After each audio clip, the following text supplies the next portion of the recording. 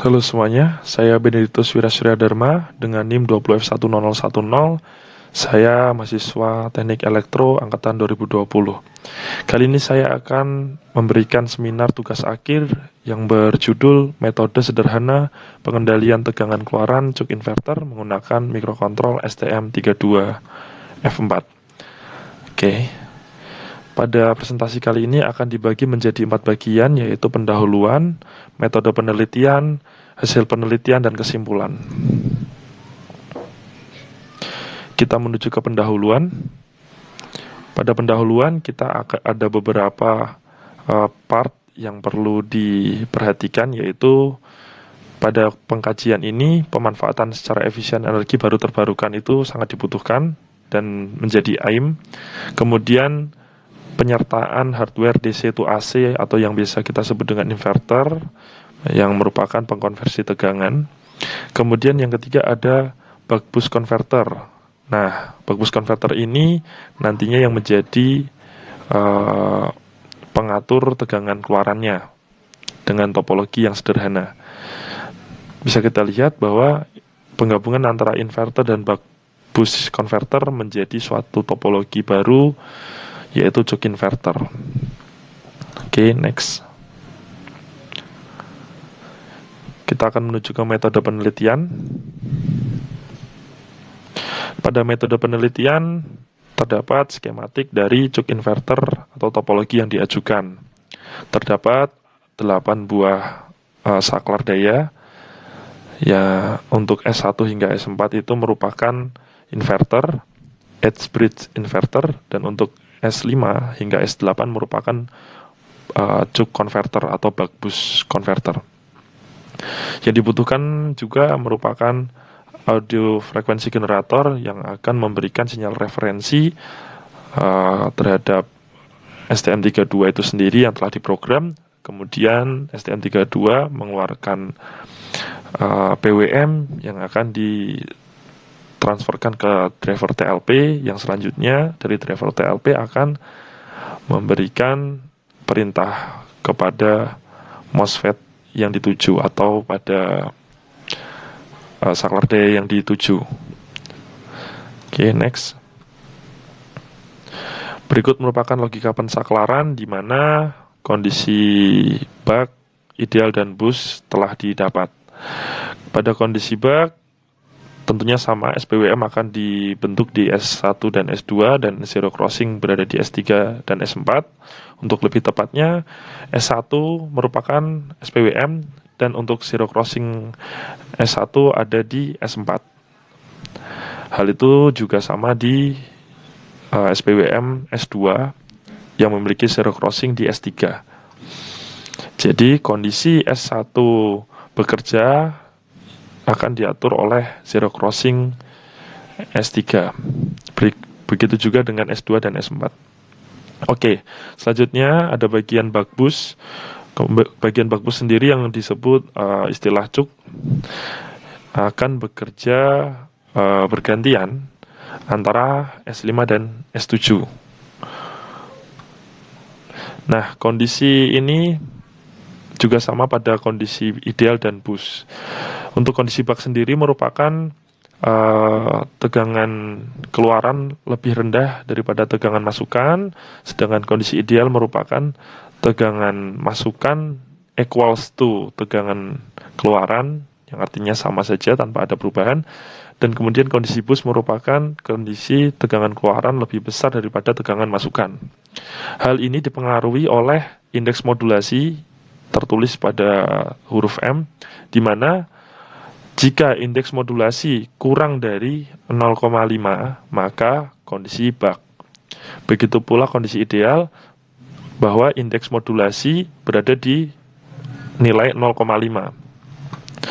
Selanjutnya kondisi boost, indeks modulasi berada di atas atau lebih besar dari 0,5.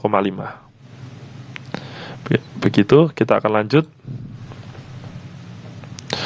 Ini ada flowchartnya, start, initialization PWM, carrier, rate reference, kemudian ada pembagian reference lebih besar daripada carrier, dan sebaliknya, maka ada S1 sampai S1, S2, S3, S4 dengan logika 001.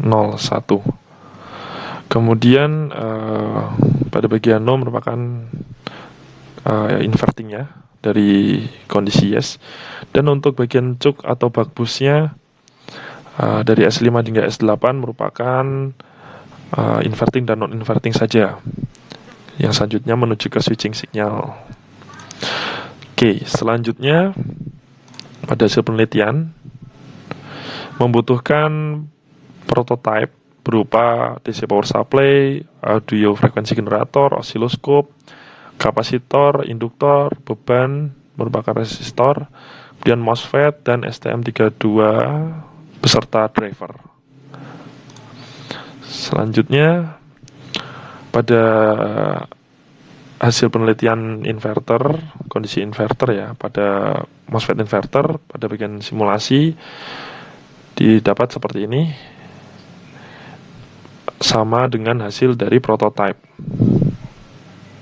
Oke, lanjut. Kemudian di bagian bakbus atau bagian cuk juga memiliki hasil yang sama atau identik.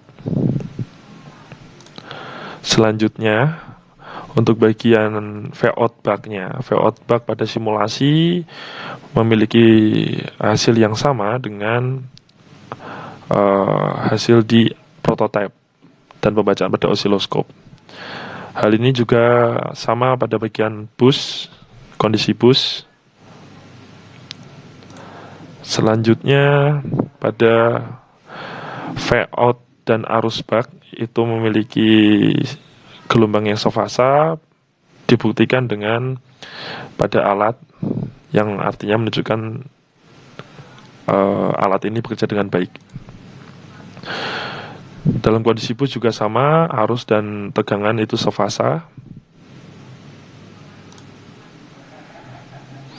Selanjutnya untuk total harmonic distortion pada simulasi sendiri yang bisa dicek adalah kondisi bak itu, poin A ini kondisi bak 2,2%, dan untuk poin B ini merupakan kondisi bus atau kondisi kerja peningkatannya itu dia ada di 4,6%. Nah, bahwa 4,6 ini dan 2,2 masih di bawah dari standar IEEE 519 pada tahun 2014, di mana THD atau Total Harmonic Distortion tidak boleh lebih dari 5%, dan bisa diklasifikasikan bahwa alat dapat bekerja dengan baik tanpa ada gangguan atau merusak komponen elektronika daya yang lainnya. Baik, kesimpulannya, berdasarkan hasil penelitian terbukti bahwa modifikasi topologi cuk inverter yang diusulkan dapat beroperasi baik pada kondisi penurun maupun peningkatan tegangan, dengan tegangan keluaran yang dapat lebih tinggi maupun lebih rendah dibandingkan tegangan masukan.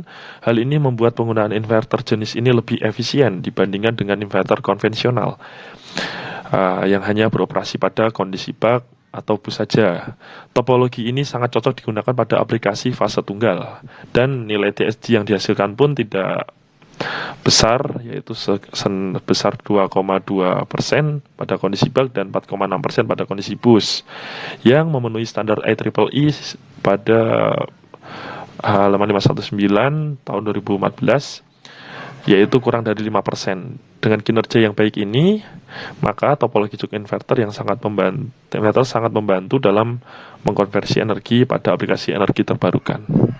Saya Benediktus Wirasudha Dharma, saya ucapkan terima kasih atas perhatiannya. See you.